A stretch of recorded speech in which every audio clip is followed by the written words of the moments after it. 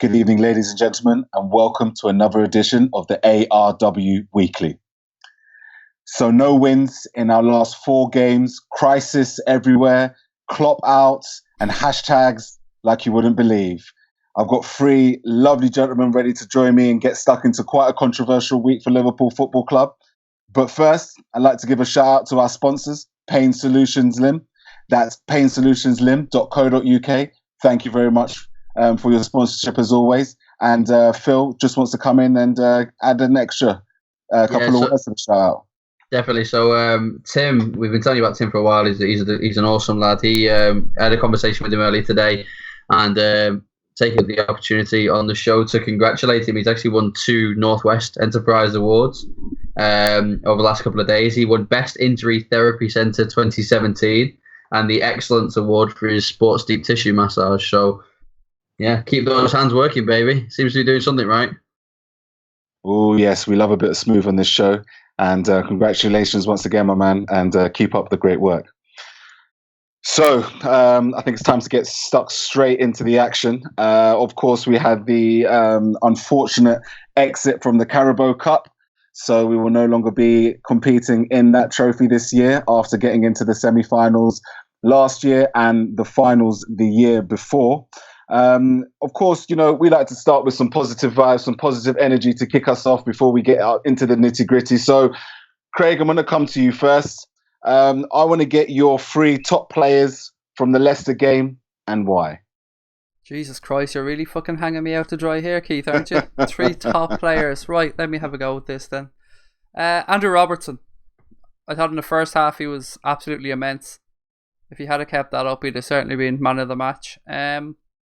Coutinho. Again, I'm going to just pick first half players, to be honest, because the second half was like a completely different game. So we'll go with Coutinho as well. And you know what? I thought Danny Ward played very well. So I'll go with Danny Ward. They're my 3 bright sparks from the game. Funny enough, I actually missed the first half, so I only got to watch the second half. So you can imagine that I had no joys in picking any of the 3 players at the end. So that was pretty sad. But Asif, I'm going to come to you. Do you echo Craig's sentiments on those top 3 players from the first half? Yes, mate. Danny Ward. I don't think I was the only one that thought he looked assured, confident. He didn't feel nervous when the ball was given to him. It was a strange sense of security, or feeling a sense of security with the Liverpool goalkeeper. I thought he looked. I think he deserves much more of a chance than he's probably going to get. Joe Gomez, I thought one misplaced pass, second half aside, I thought he looked quite composed and decent, but then again, it doesn't take much to look better than our other centre-backs at the minute, unfortunately. Robertson, as you said, I thought in glimpses, Woodburn showed a bit of class. I think Grujic wasn't, he's young, he could have done more, but he showed that bit of snide that we also lack. And the obvious one, obviously, I thought Coutinho was excellent. So Asif, you're a bit more complimentary of the first half. You put us a couple there. Mate, like I said, the second half, it's one of those games that we deserve to win. Simple. You know, people are analysing it till they're blue in the face. We deserve to win it. We deserve to win it by 3 or 4 goals. First half, second half doesn't matter. Over 90 minutes, we should have won. So, we switched off a bit in the second half. And we lost. But you can't take away all the positives from the game just because of that. So, I was first half actually quite enjoyed watching it as well. There was a nice vibrancy about the lads.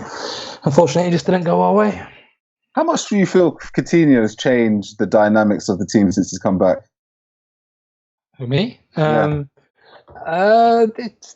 hard to say in one game, isn't it? Because he hasn't really had much time with the others, like Firmino, Salah. Just the one game at the weekend, really, where he was pitched in with the rest of them for the last 10, 15 minutes. I think he'll have a big impact there. I really, really do. I think if you have him at the focal point of the midfield, at the top of the diamond with the other 3 floating around, I think it'll make a massive difference. I mean, how can it not? I mean, he showed his class again on Tuesday. It's too early to tell, but I think he will really, really complement the other 3 very well. Absolutely. And Mr. Positivity himself, Phil? I can't think of anyone. No, do you know what? I was surprised not to hear Solanke's name in there. I thought Solanke's not put a foot wrong for me. I think I've made it very clear on the pod. I'm quite excited about him. He's got some good movement, and he always looks bright when he comes on. So he was probably one of the shining stars for me. Again, a player who I think should get more chances than he does.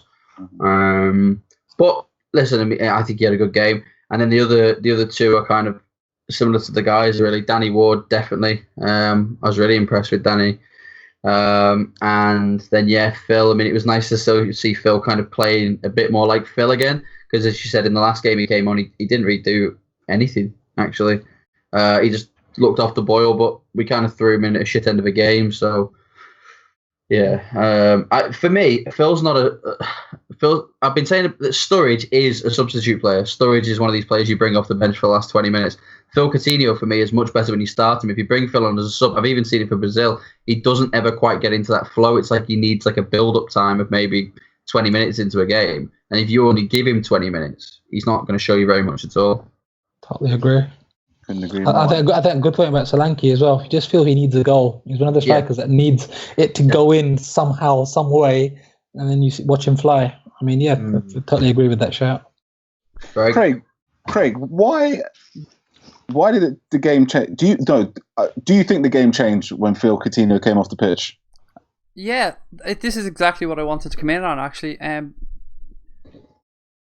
When Phil came off at half-time, I was having a conversation. I can't remember if it was with Phil, our own Phil here, or Jonathan, but somebody said, Coutinho's gone off, and I said, well, the game, everything seemed to go through Coutinho in the first half, and maybe Klopp was thinking that it was me. We become less reliant on him when he's on the field, because that's the only downside I see to Coutinho being on the field, is that sometimes players are passing responsibility on and expecting Phil to do everything, all the play to go through Phil and Phil to create. I noticed that in the first half a lot, and it's kind of double-edged sword, because in one way Phil is top class, can do it all, but in another way you do want some players to step up. So for me, it was an odd substitution at half-time, and yes, it completely changed the game, and obviously for the worse by the looks of it, which is very harsh on young Woodburn when he came on, because it's not a situation he should at all be blamed for. Do you think he would have substituted him if Mane wasn't suspended for the weekend? No.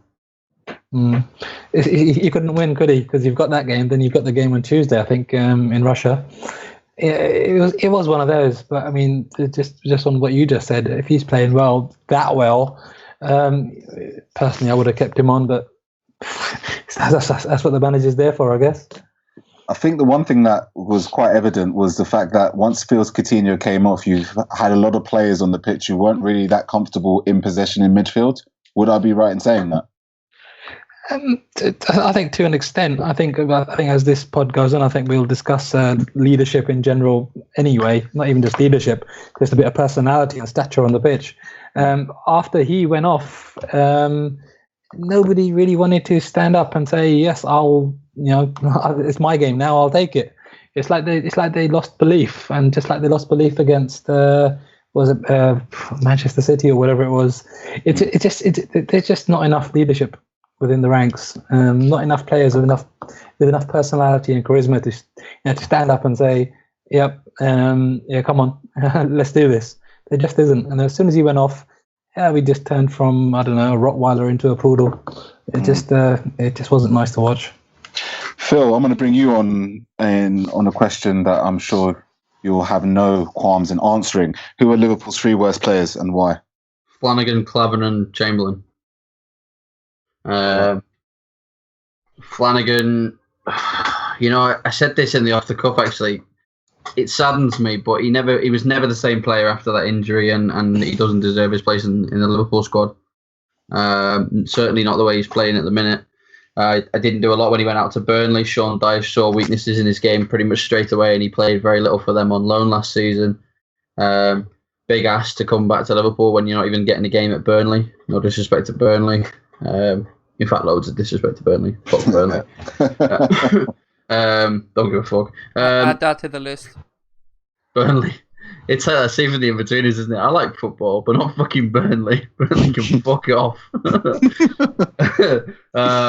No, but he didn't, did he? He got loaned out to a rather thin squad at Burnley, and they didn't see that he was adding much quality, which I think tells its own story. He was just really shit. His decision-making was off. He was half a yard off the ball. He was, he just looked really poor for me. It's almost like he's forgot to play football. Yeah, forgot how to play football. Well, actually, I described the next person we talked about was Klavan.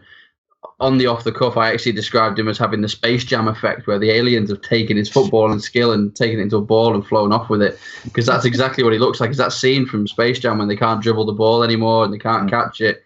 That's Klavan. Klavan is sat in like a therapy session somewhere with his feet up going, I remember there was a ball and there was something I used to do. In pre-season, I should add, because I thought pre-season he looked great.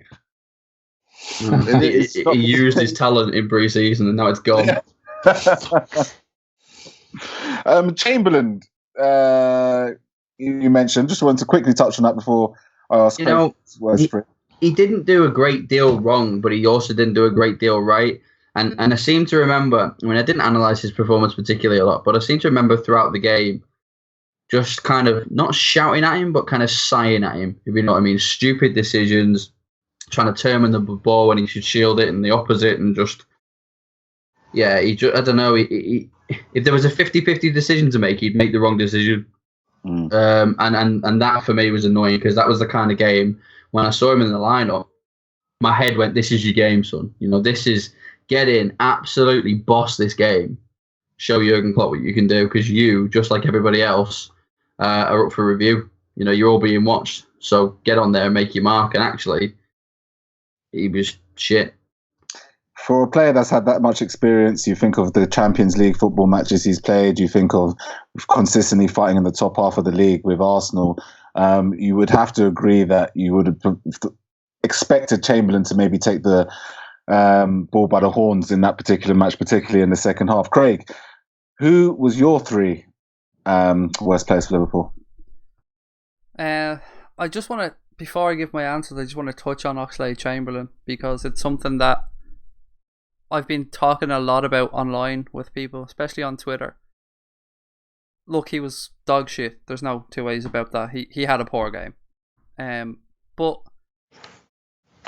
what some people are saying that he's got Premier League experience and therefore he should be able to just slot seamlessly into the team, but that doesn't wash with me, because he's got to learn a whole new system. He's got to learn a whole new way of playing. He's got to learn what Klopp wants, when Klopp wants it. He's got to learn to get up to our level of fitness. He's got to learn possibly a new position, depending on where Klopp wants to play him. So, yes, he's got Premier League experience, and yes, maybe he should be a little bit better than he has been, but I would call for time, for people to give him time, because we've rolled off players before. People have rolled off Lallana before in similar situations, coming in from another Premier League club, and he took time, and now look, we're all missing him dearly when he's not on the team, and almost counting the days till he comes back. So I just ask for that little bit of patience in regards to Oxlade-Chamberlain as well, going forward from some supporters. But the worst three, Klavan.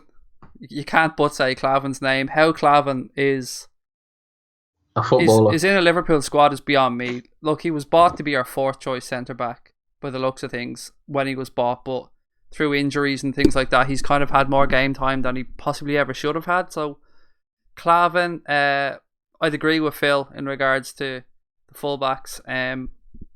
I thought Flanagan was piss poor as well, and I don't like saying that because he's a good lad, and I don't like running down any of our players, but he was awful poor. But for me, the captain is one of the biggest culprits for me this season, and I love Jordan Henderson, but he's not the same player he was, and he hasn't shown the ability that he has in his locker for a long time, because I hope it's because of the injuries that he had and not some other mental block or anything, or his legs gone. But for me, he shouldn't be in the starting 11 at all.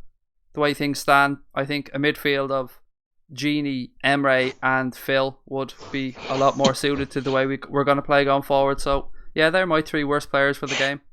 It's a bit of controversy there from Craig, our captain, another player who's gotten significant pressure, especially over the last couple of games. I think we're definitely going to touch on him more than once this evening. Asif, come to you. Would you agree with the gentleman there, or do you have somebody else who let you down? Well, no, not really.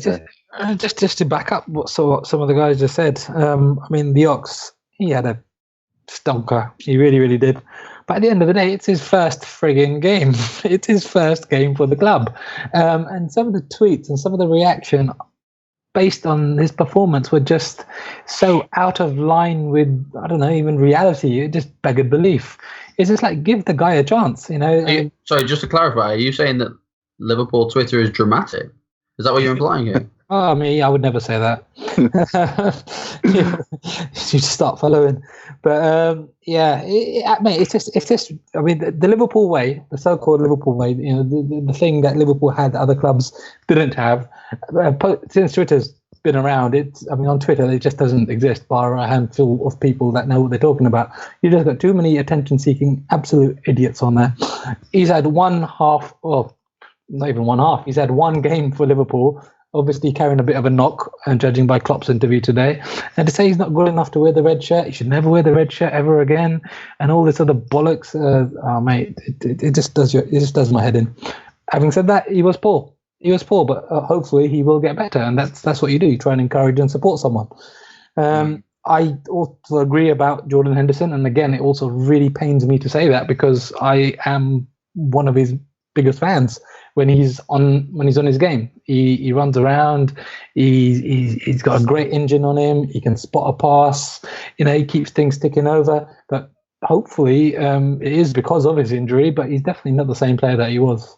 Totally agree with that point. And the other person who I just thought you expect a bit more from now is Gini. You just expect that little bit more. You want him to be great. If he had performed that like he did in midweek last season, you'd probably understand that a little bit. But this season, you would have wanted him to take a little bit more of a step up than he has so far this season. And so I was a bit disappointed in him. Just one point I just wanted to make on the captain. I mean, if Jordan's not the captain, who would you guys have as captain? This is the thing. We were discussing this the other day, actually, and I think we all agreed that the future captain of Liverpool is not here yet. The next captain of Liverpool is not at the club yet. And because of that, it's difficult, isn't it? Because should Jordan Henderson be the captain of Liverpool? No. Who should be captain instead of Jordan Henderson of Liverpool? If you look at the current squad, there isn't anybody. Lovely. Hey. Boy, more controversy. I'd like to just counter that. If Emre Can had signed a new contract, I'd have no problem with it being given to Emre Can. I'm not up his arse as you are, though. He's too young, he's reckless, he makes stupid decisions. Said this the other day, he loses the ball and his next reaction is to snap the person down rather than try and win the ball. Or sort his hair out. And the other account, or the other fellow I'd go would be the guy I spoke of who hasn't been around for a while. Mr. Lallana is probably the only other player. But again, as Phil said, there's no ideal player there at the minute. No, but if you look at, let's just pick two names, Keita or Van Dijk, you'd be quite happy with either of them as captain. Now, I don't actually remember the last time, or if we've ever done it. I'm sure we have at one point, but I don't remember when it was. When was the last time Liverpool bought a player and that player became captain straight away? Maybe in the 50s or 60s at some point that might have happened, but it's certainly not in my lifetime. I think this is part of a bigger debate, which I think we're going to have very shortly, is where has all the experience and where has all the leadership gone, and what's it been replaced with? Well, no, let's get into that then. I mean, obviously, you know, let's get it on. We've been in a slump. You know, we've 4 games without a win. A lot of talk about leadership on the pitch, and it seems to be quite a topic of discussion. I mean, James Milner was captain for most of last season, and how would you compare someone like help us all, right? And we've had from James Milner to Jordan Henderson. Do we have mediocre leaders within the team? mate, you just used the word leaders. We haven't got any leaders, mediocre or otherwise.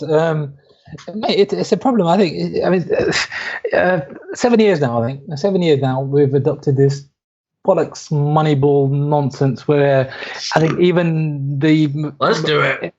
Even most fans now have basically just, you know, the first question they ask is, what can we sell him on for? Oh, we can't sign him. He's 28. We can't sign him. He's 30. Resale value, exactly. Since when? I mean, at the end of the day, Liverpool Football Club exists to win trophies, not to make a £50 million profit on a player. And however it's happened, however the PR spin or whatever it's been, over the last 7 years, we have replaced too much experience, too much know-how and fight with absolute opposite. And that's me putting it nicely. You look at Mignolet, and Reina. Okay, Reina wasn't having the best of times towards the end of his time there. But you're replacing a warrior with a mouse, personality-wise. You look at Suárez and Balotelli, personality-wise, let alone everything else. I mean, you even look at Aguero and Lovren. You know, it's like to reduce the wage bill, we've just bought in potential, but then no one to bring it forward. And I think the transfer policy is a big part of the reason we do not have enough know-how, leadership, and the nous to make things happen on the pitch. I could not agree more. Just taking that as an example. Now, I know Klopp was just getting this squad together last year, and you can say all of that. We lost 2 finals on the bounce, right? You think about the finals that we've won before that. We've had strong leaders on the pitch. You know, the FA Cup final, when was it? 2005, 2006 against West Ham. I think it was at Cardiff. That was called the Gerrard final because he literally picked it up by the scruff of the neck and did it himself. You might as well have just given him the trophy. I can remember similar games at Xabi Alonso's boss games. You know, 2005 Istanbul, Carragher. Well, exactly. Yeah. But this is the point. We've had strong leaders grabbing them by the scruff of the neck and saying, I'm not coming all this way and not leaving without a trophy. You know, so they just drag them and people are motivated by that and it's passionate. And, you know, I said this before, like it's inspirational. Who inspires to be Jordan Henderson? Okay. Craig, I want to put a spin on what they've said. So we lack leaders. We've sold leaders. We've replaced them with youth. We've consistently tried to moneyball. If Liverpool win that league title, all of a sudden you have a whole bunch of Premier League champions. If Liverpool win the League Cup and win the penalty shootouts, suddenly you have a team that a bunch of players that's won a trophy. Have Liverpool's current crop just been have just failed too much, too often, and now it's time to rethink our strategy? If you would have asked me this question 6 months ago, I would have given you a different answer altogether. But I've come around more to the way of thinking that there's a lot to be said for going out there and buying a couple of 30-year-old, 29-year-old players and paying big money for them to get that mentality and that winning experience. You see other clubs do it. You've seen United do it this summer, go out and buy Matic. I don't rate Matic that highly as a player, and I wouldn't want him at Liverpool because I don't think he'd fit our system, but I can see 100% why Jose Mourinho went out and bought him. Yep. So for me... Look at Zlatan. Yeah. It just help them win Gary Mack. These things all make sense, yeah, and it's no accident to see. Steven Gerrard said he learned more off Gary McAllister than he ever did off anybody else. Just having these professionals around, these winners, it makes a difference. Mate, you just talked about those finals that we lost. You can argue with a bit more experience, we would have won them. You know, it's just for 7 years now. Is that the same with the league title though? Oh, mate, but then you're talking about when we nearly won it under Rodgers, we had Gerrard playing it. We had Gerrard, probably our greatest captain ever. I don't think we could have done much else there though. In 13-14, that was awesome. Like I enjoyed that season so much, lads. It came out of nowhere. Let's be honest. It was some of the best memories we've had in a long time. Yeah, but we had some proper warriors on the pitch. We had Suárez, we had Gerrard. You know, there's 2 there, you know, alone. Right now, there's no one. We're talking about who's going to be captain. There's no one. There's absolutely nobody.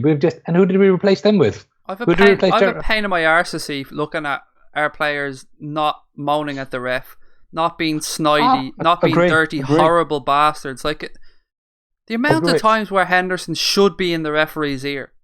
And okay, you mightn't get this decision now. You mightn't get somebody booked now. But it's going to happen the next time he fouls. It's going to happen further down. I've seen teams taking 15 yards off a throw from us before and our players just stand there looking at them.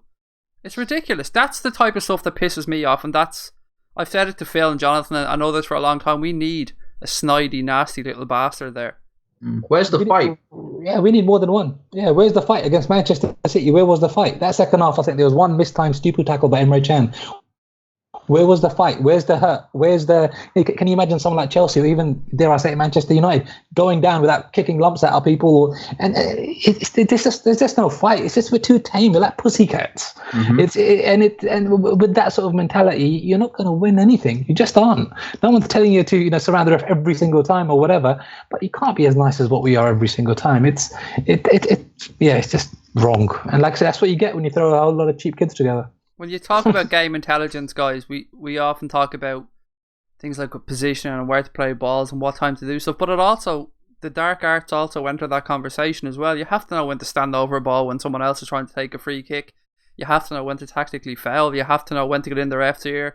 You have to know when to just wind other teams up. You have to know when to go down under soft fouls to kill the clock. These are things that I don't think this Liverpool side have in them. Mate, they don't, and they need to address it. And the thing is, how do you address it? You know, we're not going to spend the money trying to do so, are we? So, So Phil, I was wanting to come to you. Do you think it's just a mentality thing? I mean, if you were to be, if you're looking at this Liverpool team now and you're looking for solutions, where do the solutions ultimately lie? Is it purely a mental thing, or is there more to our current slump? No, I think 2 points. So I'll talk about the overall picture and then I'll talk about the immediate. So the overall picture, completely agree with everything Asif has just said, actually. For me, the overall problem there isn't mentality. It's that they've got nobody to learn from. Who's this mature player that's driving the game forward and is going to help these kids raise their game? I mean, how many years did we listen to players coming through the club talking about how they look up to Steven Gerrard on and off the pitch, how he behaves, how he conducts himself? Who are they learning from right now? Who are they learning from within the Liverpool squad? Who do they look at and go, that's the professional footballer that I want to be? Lovren. Milner? Stop saying Lovren. Yeah, but you get what I'm saying. But and then the immediate problem is it's the same thing, isn't it? So it was the lack of fight that pissed me off. Because not only that, but the fact that we seem happy scoring one goal and then dominating all the possession and not scoring again because we've scored that one goal. When did mediocre become acceptable?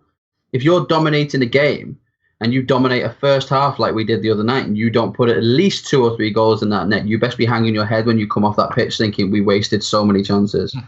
It's this culture again of only looking at the positive stuff. The players are doing it. The players are looking at the positives that are going on and not the massive shitstorm negatives that they actually need to be fixing.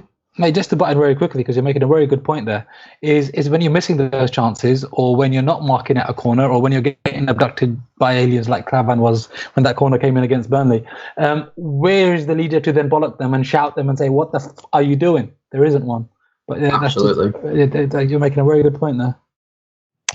Craig, what's your solution?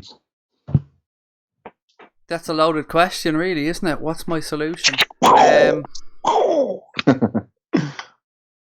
solution would be to sell Jordan Henderson, to bring in the couple of players we spoke about, 29, 30 years of age, to try and get Emre Can to sign a new contract, to hope that Keita next season has the impact that we all believe he's going to have.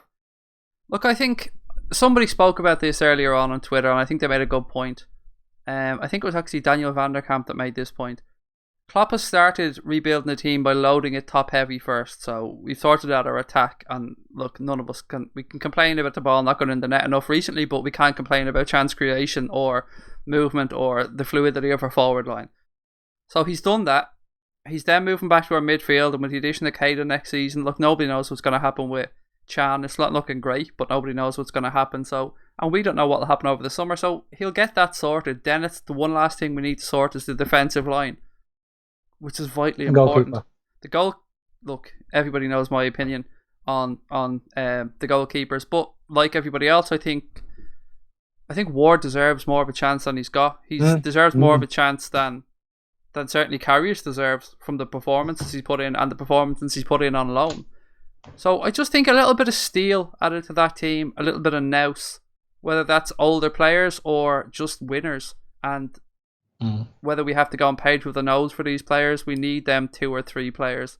That's all we're short of, in my opinion. We're not that far away.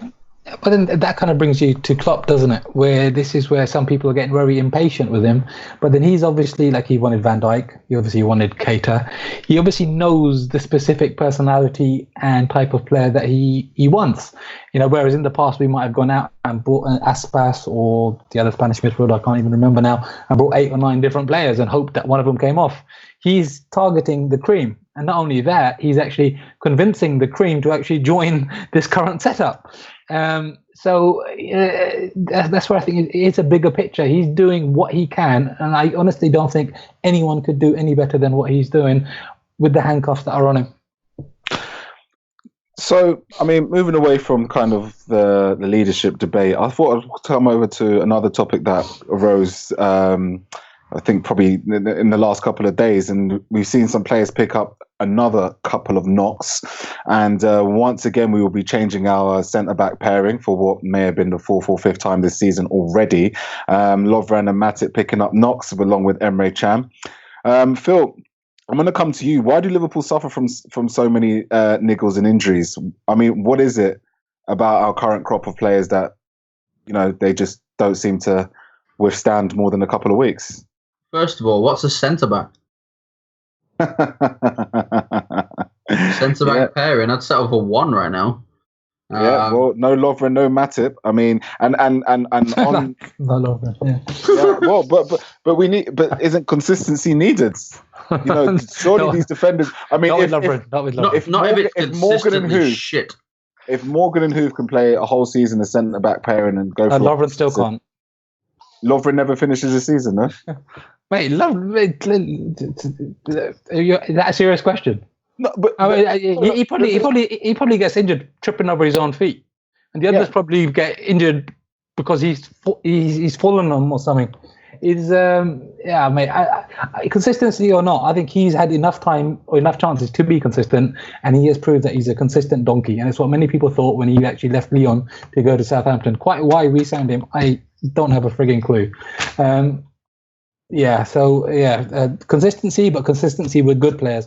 I'd like to see someone like Joe Gomez come in and actually get a consistent run in the team, or Danny Ward come in and get a consistent run in the team.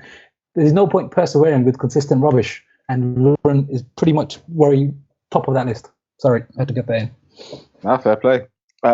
Craig, do you agree with that? I mean, Lovren doesn't. I mean, I'm looking at this situation and thinking, well, I want to see my centre backs play at least 5 to 10 games in a row before I truly judge them. And right now, I don't seem to see that with Liverpool at all. So our centre-backs, our defenders at time unfairly criticised for consistency they don't seem to benefit from. No, I think I agree with Asif. I'd rather see somebody like Joe Gomez come in and get 10 or 15 games in a row at centre-back, because the easy answer to this is, can he do any worse than what's happening around him? So the upside could be that he fits in there and he finds a partnership with somebody, whether that be Matip or whoever the hell it is going forward, and we might get some stability. I just think an old dog can't really learn new tricks, and our centre-backs just don't seem to be able to gel together. What I've been really surprised at this season is Joe Matip. I don't know if I've been looking at him incorrectly since he joined, or if I've looked at him through rose-tinted glasses, but his levels haven't been where I expected and remembered from last season. Look, I think Asif was spot on. I definitely give Joe Gomez a run in there, certainly ahead of Klavan, because I just do not see what Klavan brings. He's not going to learn anything at the age he's at. He doesn't bring anything specific to the position. Yes, he has experience, but that experience isn't worth a shit to us, to be fair. So, yeah, no, I agree with Asif on his points, and especially about Danny Ward, as I commented on earlier. I'm just going to keep away from Lovren for a second, because I think Asif has covered him quite passionately there. We felt that energy there. I think many fell off their chair, I think. But Phil, is Joel Matip overrated? Oh, no, he's not. Joel Matip's a good player. He's still got a lot of room to progress and learn. He's having a few shaky games recently, but I still think he'll come good. I think, Craig, you're right. He's not playing at the level we remember. He's not quite there yet, but he will be. But again, he's another. You've got to remember, he's not that old. He's another player that stood next to a Carragher would learn absolutely shitloads and be a better player for it. Can you imagine how good a player he probably would be with someone like Carragher? Yeah, I was just going to say that. I mean, he's one of those that the jury's still out. Like he needs to play with somebody that actually can bring him enhances his game. Exactly. Yeah, exactly. Because like I say, he is 24, 25 or whatever he is. He's still pretty young. I'd persevere with him, but the others. Yeah, let's move on. Has anybody else noticed that our midfield and our defence have to be, I think I've mentioned this on a pod before, but we have to be the worst headers of a ball I've ever seen. And I don't mean from the point of view of winning the headers, I mean positionally aiming the headers. They just seem to aimlessly knock the headers forward, even if there's a player 3 or 4 yards to their left or right. There's no such thing as a little cushioned header. Mate, headers 50-50s for our midfield. I think it was the last time you've really seen somebody come out of one of those. Here's an observation that I made recently that I'd be glad to be proven wrong. Gini Wijnaldum only plays well in games that Liverpool are already playing well. So Gini Wijnaldum will look good when everybody else is looking good. He's full of confidence. He's bouncing around the pitch. And on some occasions, he looks like our best player out there. But he can only do that when everyone else is performing. When you need someone to grab by the scruff of the neck and drive it forward, as we said before, he goes missing with everybody else. The only person I think that's actually got that, probably more than anybody else, is probably Sadio Mane. Because I think he's got that devil in him. He's not afraid to do anything. He most definitely gets stuck in. So you say, Asif, Henderson can vouch for that. But he didn't pull out. He didn't pull out like Emre Can did for that goal last week. He just high-fived him in the face with his foot. No, but he shows that little bit of the little extra that you need, that personality, that charisma, the fight that, I'm not going to lose, and you can see it. But he's probably the only one, and that's nowhere near the levels of Gerrard, Carragher, and etc. in the past. But you need others that have already got it, and not another £8 or £9 million kid. I mean, like I said, who did we replace Gerrard with? Phil, who did we buy? When we were at the Sevilla game, Phil, you were screaming at Jordan Henderson during that game, screaming at him because of the amount of 50-50s he was losing and how easily he was being pushed off the ball. Mm-hmm. Absolutely. I just wanted him to go fucking spine.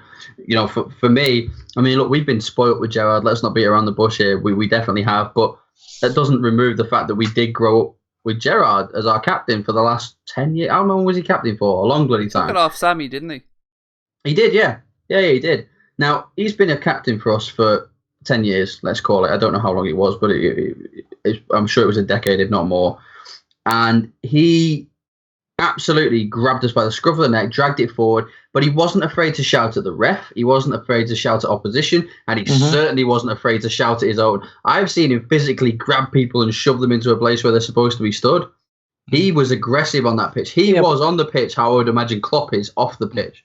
But he had that respect as well, so he could do that to the others. And they would take it from him because imagine Lovren doing that.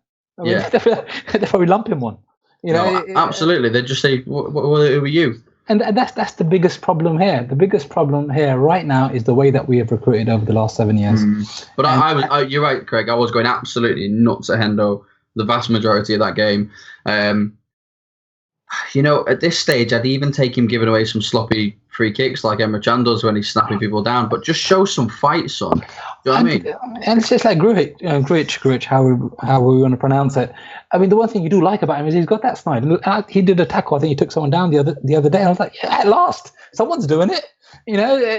But it was we miss that Mascherano, don't we? That little shit in the midfield, just running around, hacking people down. I think Grujic has that in him, yeah. I loved him. Yeah. But again, he's not one that's getting many chances. So, yeah, it is a strange one. It's a very, very strange one at the minute. But Liverpool need more leaders.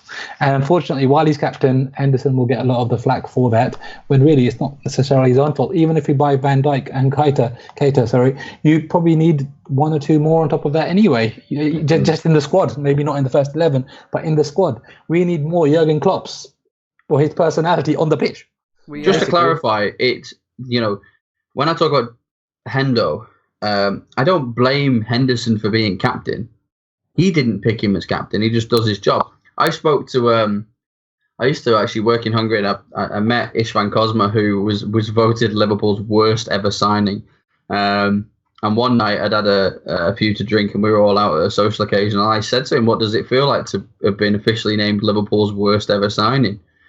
And credit to him, his answer was really good. He just said, "Well, I didn't buy me, and I didn't play me. But what I did do was give my very best every time I was on the pitch. And if that wasn't good enough because it wasn't Liverpool standard, then at least I know I did my best."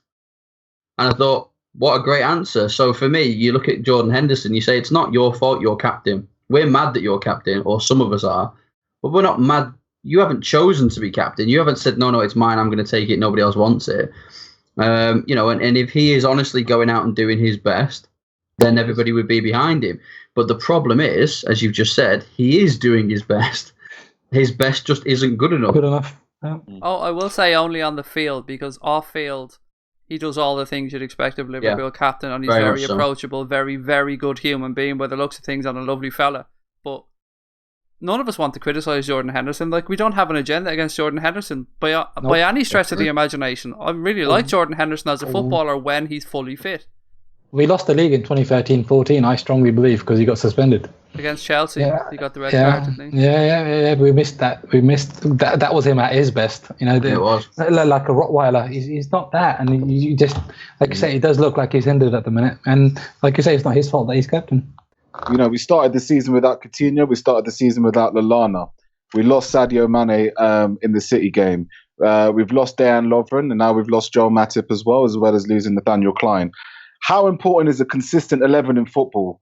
And what clubs who have won the league trophies in the past can Liverpool learn from? Asif, I'll come to you. Ooh, that's the trickiest one there. Who can we learn off? I think you discussed this on your pod on Monday, and I think you made a very, very good point. I think with the back five, you need consistency. But you can't just be putting in shit players consistently, which was the point that I was trying to make. I think it's essential. I think with the back five, the more that they stay together, the better it is for the team. Who can we learn off? I think when the going gets rough, someone like Chelsea get really, really dirty, but you don't want to go the full whack in that way. I'd probably look at some of our own teams in the past, how we used to dig in and fight, but at the same time, show that level of respect the likes of Chelsea perhaps don't. It is a tough one there, but I'd say we need a bit more Chelsea in us, but not Chelsea, if that makes sense. But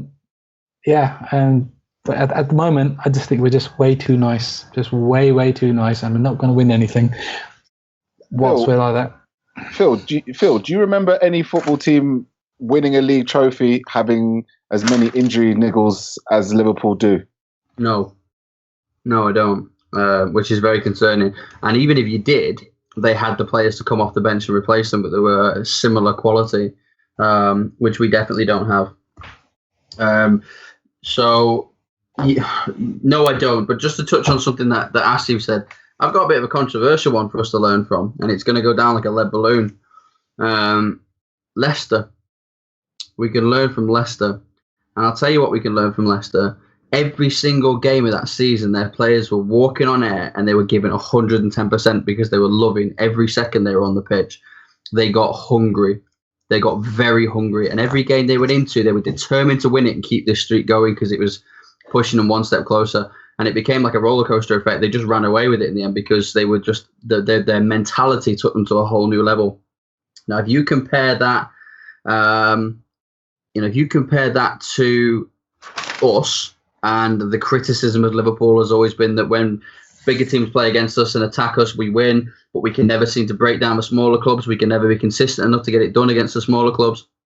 Take a little bit of that Leicester City hunger from that season, put that into our squad, and we'll be winning the vast majority of those games that we can't convert. Can I just say one other thing here as well? Because you guys touched on Monday a brilliant article written by Paul Tompkins. And it is very easy to also overlook this. We're dissecting everything left, right, and centre, but the basic element of luck, the very basic. And this isn't just me just saying it. I think Paul lists down a lot of examples in his article. That Watford goal, the equaliser, is offside.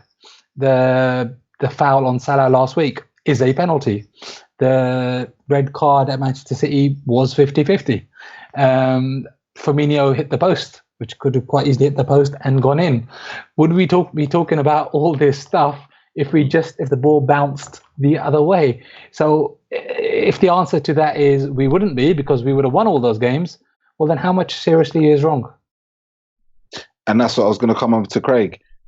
Once we get all our players back fit, up and running and available, can we still be that force that a lot of us thought we would be at the beginning of the season. Yes and no. Yes, I believe that we're well capable of mounting a challenge at the top of the league and playing some amazing football. It depends on the defensive side of it. And by that, I don't mean just the back four. It means how we defend as a unit. I watched a little clip somebody put up about Klopp talking to Carragher about the gegenpress and explaining how it works. Very basically, obviously, because it was a short thing, but we do need to defend as a unit. So we can pick holes in the back four and we can say, look, Clavin's dog shit, Lovren's this, that, or the other. But for the ball to get to the back four, there's probably been 2 or 3 errors up the pitch, unless it's just a long cleared ball, which does catch us out at times. But we need to defend as a unit from the front, which I come back to Lallana again. Lallana and Firmino are masters at the press, and they are masters of setting the tempo of our team. I think we're going to see a huge difference when we get Lallana back to fitness throughout the entire team. And I think we've seen how bad we are without Mane. Well, I think we're going to see how much better we are with Adam Lallana once he gets back to fitness, because I think it'll lift everybody around them. Who would he play instead of? Henderson. Endo. So Henderson, so Lallana, Coutinho, and Chan in midfield? Chan/Gini, depending on the game. If we're home or away and who we're playing. Just to answer your other question about who we could learn from, I thought about that long and hard while the two guys were talking, and I've come up with 2 teams who I don't particularly like. The first being Juventus. We can learn from Juventus from a couple of ways. One, because they have a mentality that's second to none when it comes to just closing out games. But more importantly, we can learn from the way they buy players. Look at some of the master strokes they've pulled over the last few years, bringing in players that they might only get a year or 2 out of. Like this year, it's Dani Alves. Look at Mario Mandžukić, a player that wasn't really doing it anywhere else, and he's amazing at Juventus. He plays out on the left, completely out of position, and puts in an amazing shift. They're masters at buying players or getting players on a free at the end of the contract and picking them up from other clubs around Europe. And I think we can learn a lot from them. And the second team, because they're just a machine, is Real Madrid. They have that perfect mix of pace, power, bastardliness. That's a word I just made up, by the way, but they have it all. And I don't like Real Madrid one bit. No, but I respect the hell out of them. I call them the United of Spain. That's genuinely, I really dislike them. But I think that it's different. Juventus is a great shout. Real Madrid's a little bit more difficult because, as you said, Juventus are very savvy in the transfer market. Real Madrid aren't savvy in the transfer market. They're just bastards. They've got all the money they want. They just go and throw it, tap a player up, bribe someone who gives a shit. They know all the tricks on the field. Like Sergio Ramos, like him or loathe him, is an absolute genius on a football field. I think you can learn from the. I think you can learn from the squad. I don't think you can learn from the club, if that makes sense. All right, so I mean, to put this another way, I totally agree with that Juventus point, by the way. How long is it going to take us to learn that we need to buy experienced players? I mean, that was a super shout. I completely agree with it. But how long will it take the Muppets in charge of our football club to understand that we do not buy players so we can't then sell them on? Like Mandžukić, classic example, we wouldn't sign him because we can't sell him on for more money. Same for Dani Alves. When the hell are we going to learn? Will FSG ever learn? That's the thing that annoys a lot of fans. It not even annoys them; it really pisses them off. I don't think they will. Well, it's hard to answer that because I've got a bit of a theory on this. I don't actually believe that they are too dissatisfied with what's going on at the minute. I think they quite like us doing the Champions League or some sort of European competition for the revenue. But I've said all along that I think they'll rebuild main stand. They'll rebuild any road. They will fix the corporate stuff, the sponsor stuff that's going on within the background, with all the commercial bits and pieces, and then they'll sell us to the highest bidder. Which part of that was winning the Premier League? Which part of that I just mentioned was buying expensive players so you can compete on 2 fronts for a cup and a league? None of them. Provided Liverpool stay at the right end of the Premier League so it doesn't affect their value too much. Or everything that. And if I'm wrong, which I might be, but if I'm wrong, why does everything that I've just said all fit together with what they've actually done in terms of fixing the sponsorship, main stand, talking about Anfield Road? They're also redeveloping Melwood. I think they're moving somewhere else and rebuilding this whole big, Liverpool centre sort of thing. And which part of all that is Liverpool Football Club? Well, We exist to win trophies. And that's exactly that. And this is the thing that's ripping up the fan base in many ways, because you've got these post 2005 lot who just, championship manager. It's all about, it's like they're getting 50 million into their own account by selling a player. It's absolutely bonkers. With Liverpool Football Club, we exist to win. And under FSG, we haven't in 7 years so far. 7 years is a long time to learn a few lessons in the transfer market. That's what I mean. I don't think they could. Look, they're clever businessmen. They've made an awful lot of money. These guys are not stupid, which begs the question: if they're not stupid, so it's not that they can't see it. So then you've got to assume that they have seen it. So if they've seen it, why haven't they fixed it? Which is where my theory comes from. That actually everything I've just said leads to that we're going to sell. It's all deliberate. If you look at it as a deliberate action, and then look at what we did on the pitch, selling Suárez, letting some of our older players go, shifting people out, replacing them with kids, the whole Moneyball thing, as you said, probably not quite as extreme as Billy Bean, but it's definitely there. You can see it. If you look at it like that and say, okay, so if you're telling me that their objective is the same with the fans, which is to win the Premier League, show me out of any of the things that they've done, which action was positive for that, bar signing Jurgen Klopp. Well, mate, that's what pisses me off the most, Phil. They've brought in Jurgen Klopp. They've brought in a manager who we would have probably never thought 3 years ago we could get at Liverpool. And we don't know the truth. We never will know the truth, but they have tied his hands to a degree. Surely they have. I'm sure Klopp isn't an idiot. I'm sure Klopp knows that we need a couple of experienced players, or that we need... he knows what we need. He knows football better than any of us.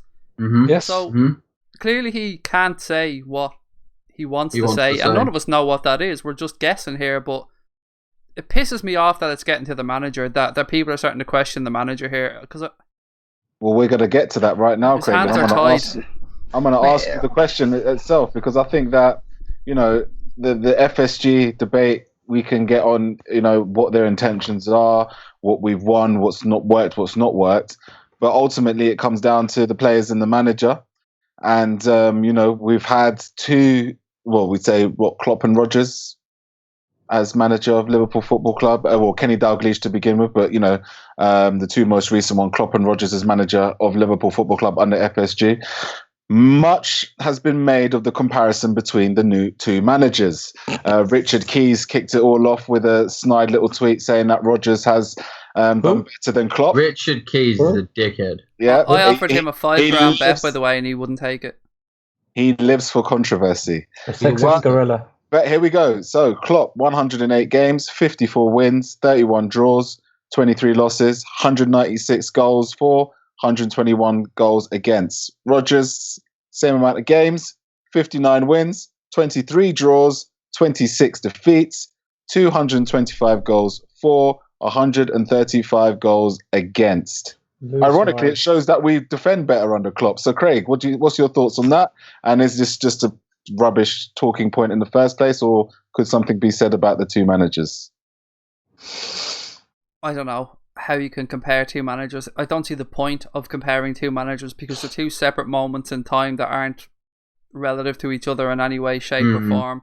Stats are good, and there's certain things that I'm not going to even begin to say that I know how to implement stats and where they should be implemented, but I tend to follow what I see with my eyes on the pitch, and that's how I judge the game, because there's a lot more intelligent people than myself that will get into the stats and the figures. But look, what I'll say about both managers is we've been blessed to see a good attacking style of football from both managers. I think that's probably where the comparisons end, because Rodgers seemed to be about Rodgers and seemed to never take criticism on the chin, whereas I feel Klopp has a bit more humility about him and won't throw people under the bus as much, and you feel like everybody feels like they're protected by Jurgen Klopp within the squad. So I don't know, there's not too many comparisons that I can see, to be honest.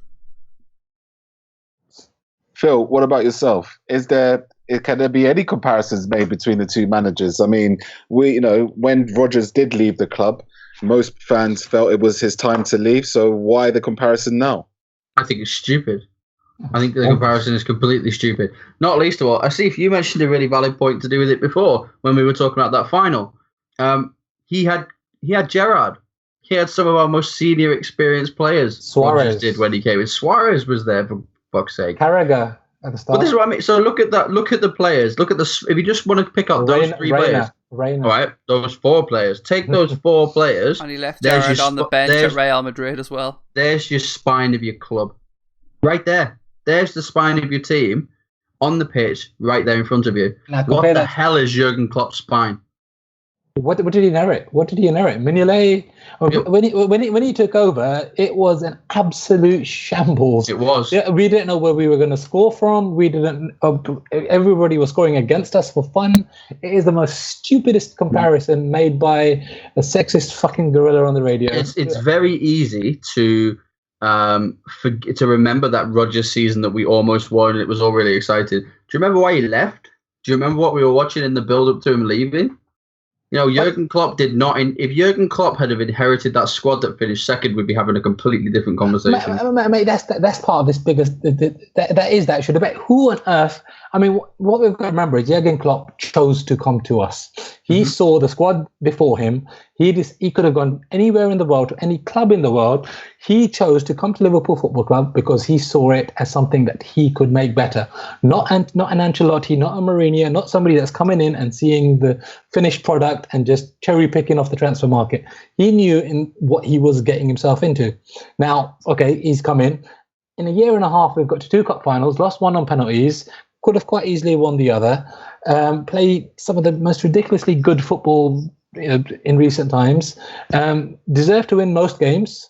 A year and a half, he's done all that.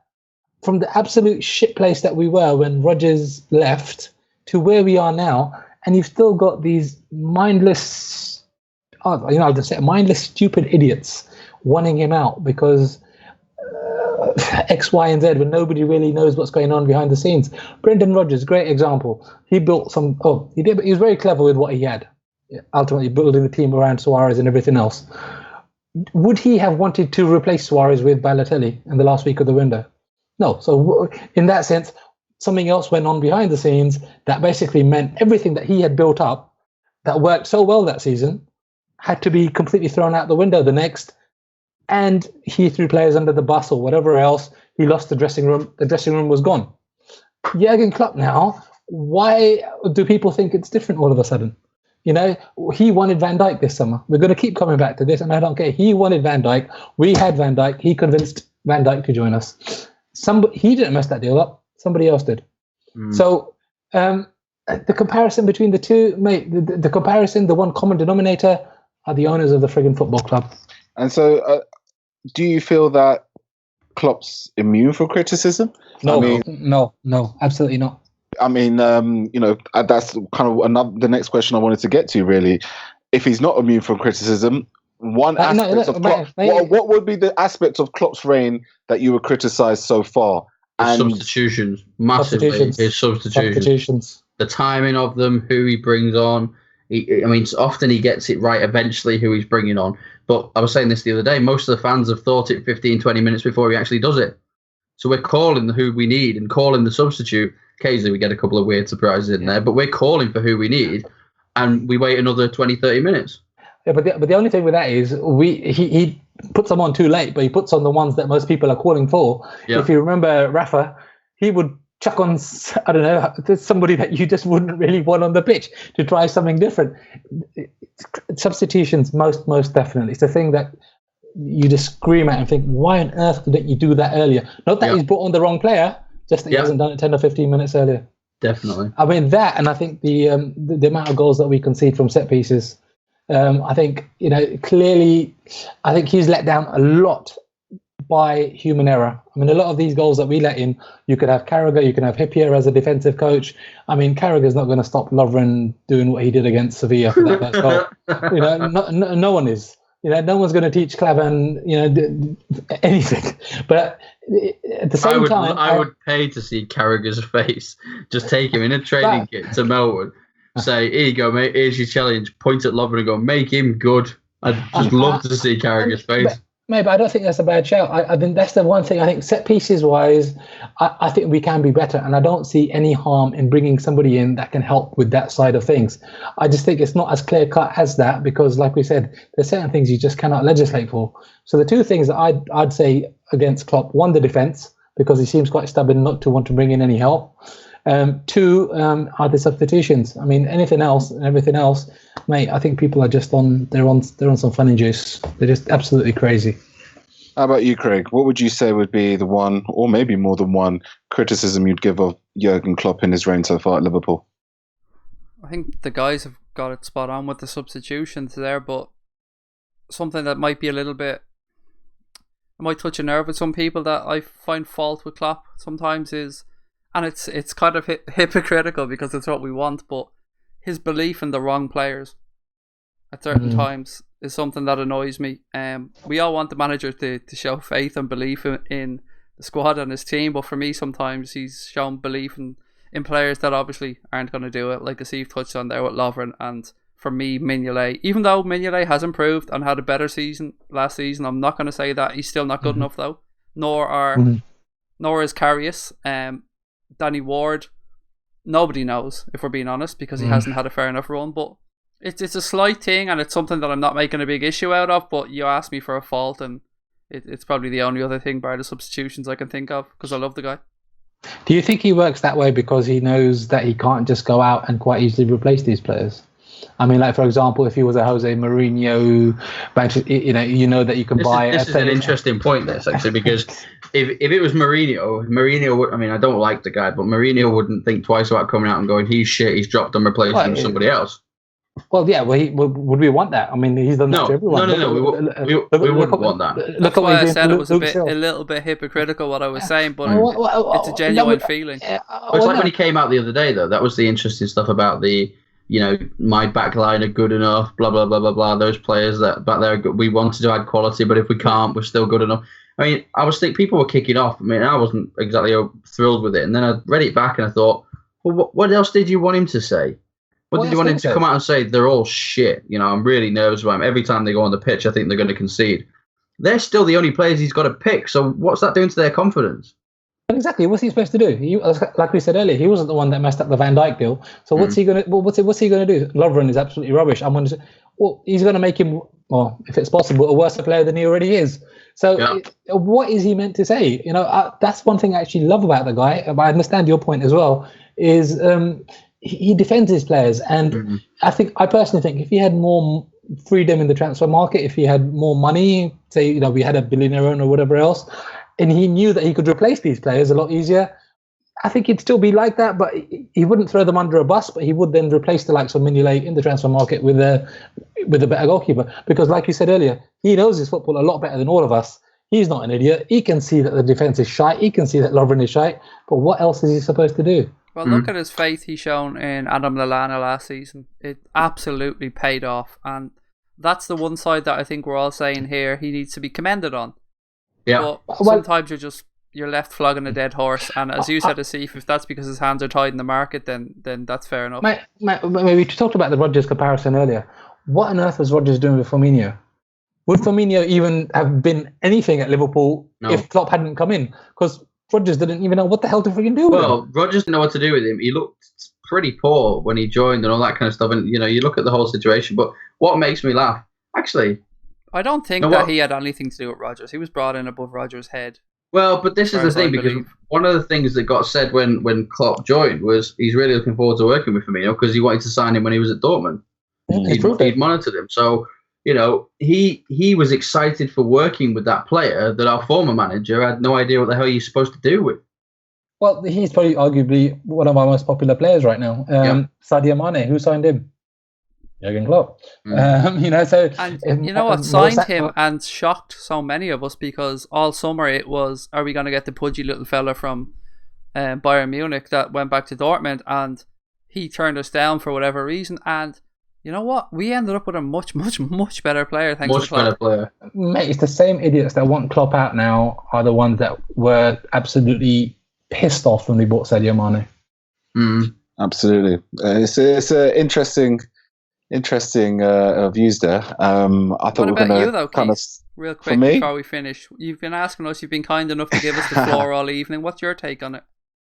Personally, I think the one thing that I'd criticise with Jurgen Klopp is that he's at times his game management can frustrate the life out of you. I think you all touched on it with the substitutions that were made, leadership at times, a composure, a calmness that we don't have in some players, and I don't feel like he's truly injected that into the club yet. He's not brought this caliber of players that are needed to bring the calmness and the leadership, and I feel that at times in games he doesn't does trust his players enough to kind of hold on to possession, look after the ball a bit better, and almost see games out and dissect teams bit by bit. A lot of our kind of importance seems to be placed on trying to win counter attacks and hit them as hard as possible. But like when we play against teams that are deep, or like when we play against teams that we go 1-0 up against and look to hit us on the counter attack still, that's where I feel we falter slightly. So I think there's definitely work to be done there. We shouldn't be so open and pressing high in those situations either, particularly when we're in the lead. The Sevilla game for me is a perfect example of where I feel Klopp has at times let us down, and he knows it. I think at times he's even come into the interview and taken it on the chin and almost admitted that it was his fault. And I think he needs to iron out those mistakes, because I think that could be a problem if we get to other finals in the future. Let's ask one question before we probably wrap it all up. Do any of you think that there's any other manager in world football that can manage Liverpool Football Club with a budget of £30 million or whatever it is net spent every summer and do as good a job as Jurgen has done and is doing? Here's the interesting point about that. It's what type of football that we're willing to accept. Now, we have been kind of almost spoilt with attacking, high pressing, loads of goals from Rodgers to Klopp. Can we then, because I would think of someone like Diego Simeone. I think Simeone could come in on a budget and really fire a rocket up a lot of players' asses. But what that would take away would be our flamboyant style, because we would be much more conservative in giving away space to the opposition. So would we accept a change in style? There's another manager who could be Brendan Rodgers-esque in the name of Marco Silva. I think he's a fantastic coach, but is particularly a fantastic bastard coach, aka someone who doesn't give away too much space to the opposition and can kind of win games almost by other than last week. Other than last week, of course, the City's on a roll. You can't stop them. But that would we be willing to sacrifice our football for someone other than Klopp? That would be the question I would ask. But those two would be the managers I think could come in on that budget and still do well at Liverpool. It's not even that. I mean, for years, Liverpool have craved somebody that gets Liverpool, somebody that gets everything. Like we've got in Roy back in the days that everybody wants to forget. He just didn't get it. Rodgers, we thought that he got it, but then I think it was all about him. Jurgen, I don't know. Would you want a Simeone? It's a very good point. Good question you raised there. I mean, Craig and Phil, I'd like to get an answer to that question as well for what Asif said. I mean, what would who could come in on the budget that Klopp has done and do as well as him? The guys touched on it there. Simeone is possible, but I don't want to watch Diego Simeone football. I watch Atletico Madrid and they get results. So it depends what we want. If we want just to win, then you're looking at the likes of Mourinho style football. You're looking at shoring from the back and just 1-0 wins. It just depends what you want to watch. I'd like to win the league the right way. I'm a bit of an idealist. I'd like to win the league playing swashbuckling, attacking football, free for all, open play with not a sugar daddy behind us. We're all idealists. We want to do it the right way. So it just boils down to, are we willing to wait for Jurgen Klopp to get it right? Or would we want somebody to come in and shore us up? For me, no. It's Klopp all the way, and I don't want anybody else. And I don't care who else could come in and do it, because I just want Klopp. I kind of echo that exactly. I don't want anybody else. I like Klopp. I don't think it is enough to just win results for Liverpool. Liverpool fans are accustomed to a certain style of football, the Liverpool way, if you will, and anything other than that, the results are there, but it's not our style of football, and it's not what we enjoy. Barcelona are a prime example of a couple of seasons ago. I mean, they still do it now, but Barcelona technically were fantastic. They were ripping teams apart. They were winning games, but fucking hell, they were boring to watch. It was so boring. They'd have like 80% possession. It's just like midfield, defence, midfield, slip it through. Messi scored. Oh shit, we've done it again. Midfield, and it was just like, oh my god. I mean, you're getting results, but Jesus, I mean, how are the fans not asleep? Well, that's a very good example in a different way as well, because that's the team that played football, okay, in that way, but you can argue in a proper way. But at the same time, how many of their players surrounded the ref? How many of their players, they had that snide as well. Yeah, also true. So we've got that. I mean, like I say, we touched on it earlier. We pretty much could have won every game that we played this season. So there's, with a little bit of luck, genuine luck, maybe with a bit of experience, we probably would have. I found the manager, actually. I did find one. I've been thinking long and hard, and I thought one that I'd accept coming in if Klopp got the boot for the style of football, and that's Maurizio Sarri from Napoli. Because there's no sexier team to watch in Europe going forward than Napoli.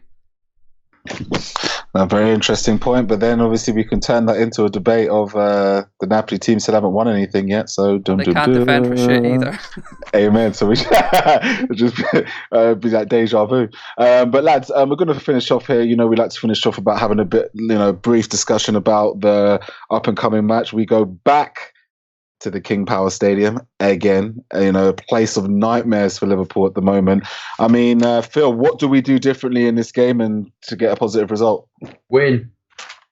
What do we do score more goals than the opposition. No, look, I said immediately after the game, and I'm a negative bastard, as everybody knows, but I said to Craig and the guys, I said, listen, we win on Saturday. We're winning on Saturday. There's no two ways about it. We will win. Our best players will come back into the squad. We'll get a decent result, and the reason I said that is because it's just typical Liverpool, isn't it? Essentially, unless we're going to have a massive push towards the back end of the season, we're not going to particularly do a great deal in the league this year. Hopefully top four, but playing like this, I don't think so. Although this, of course, will turn around. But how typical is that? Liverpool fans want a trophy. So we play the same team twice in a week. A game that's probably going to end up being kind of a little bit irrelevant in the Premier League, we win. The cup game that we needed to beat them to go through, we lose. That's just standard, typical Liverpool. Asif, how do we stop Leicester? They seem to be becoming more and more of a bogey team, and with both our first choice centre backs out, it looks like we're going to get Gomez and Clavin. Should we be less confident, and how do we win the game? Wait, let's not beat around the bush. Leicester got very, very, very lucky on Tuesday. It's that simple. They should have lost that game by 4 or 5 goals. That's fact. They won it because we were Liverpool. We are Liverpool. I think we've got Salah coming back, Coutinho, Firmino. I think we'll win. I mean, my only worry would be if Jamie Vardy plays for Leicester, because just the way he runs the channels, and Clavan, God help us. You have a few nightmares potentially there. But I honestly think we just need to be more clinical. That's going forward and at the back. And a lot of it is down to the individual. You bury your chance, or you don't trip over your own 2 feet. So we cut that crap out. Hopefully, I say we'll get the result on Saturday. Craig, final words. How do we slay a beast like Leicester? Similar to what Asif said, we cut out the ball over the top to Jamie Vardy. So whether that's telling Mignolet to sit on the edge of his 18-yard box and be prepared to come out and defend last ditch, or we get our defenders to, or fullbacks in particular, to maybe sit that bit deeper, or we get some wing backs to tuck in, because that's their only real danger, is that ball to Jamie Vardy down the channel. And we've seen what Jamie Vardy can do to teams. I don't like the guy, I despise the guy, but he is effective for what Leicester do. So we cut out that, and we realised that in transition, when we lose the ball, that's what Leicester are going to look to do very quickly. Diagonal balls over a fullback's head and Jamie Vardy on the shoulder. So we know it's coming. We know clearly what's going to happen. I'm sure Klopp knows. So there's no excuse for not seeing it coming. So it's definitely not the game for Moreno. No, it's a game for Robertson, or it's a game for Milner, one or the other at left back. But it's not Moreno. He won't put Milner at left back again. Well, I think he will play Moreno, unfortunately. But you do worry because he doesn't run back very well, does he? Is it a game for Karius over Mignolet just because of that Sweeper keeper? Yeah, exactly. I was thinking the same thing. It could well be. Could surprise us. It could surprise us. It's definitely going to be a game needed for calm heads. That's for sure. 3-1 Liverpool. So that's 3-1 Liverpool. Phil. I'm not doing a score prediction, and I'll tell you why. Right. God. Seriously, I used to say every time I picked the score, Liverpool would lose, even if it was a game we were nailed on to win. And I stuck with it for years and didn't do score predictions, not out loud. Maybe in my head. But the last couple on the show, I've given a prediction for, and we've ended up losing or drawing. So I'm going back to my rule: no football prediction. Liverpool will win, but I'm not telling you the score. Love that. We'll keep that going. We'll keep that going. From now on, it's either win, lose, or draw. Yeah. Craig. What way do you want it? We're winning. Same superstition as Phil? No. I'll happily come up with a really optimistic prediction that we're going to blitz them early and we're going to win 4-1. But I'm an optimist. Hey, we blitzed them at Anfield last season, and pray to the gods that we can do it again. Look, this has been an absolutely fantastic show. Asif, Phil, Craig, you have been absolutely awesome. We have really gotten stuck into some serious debates here. Just want to give a massive shout out and a thank you to all our listeners. We appreciate so much the tweets that you send through and the kind words that you send to the lads. And, we hope that you enjoy all the content that we put out there. And we hope to hear you again. Have you hearing us again soon? Sorry, getting my words mixed up there. See, Keith, you try to be nice, and this is what happens to you. But no, I hope you have a lovely day and look after yourselves. Take care. Up the Reds.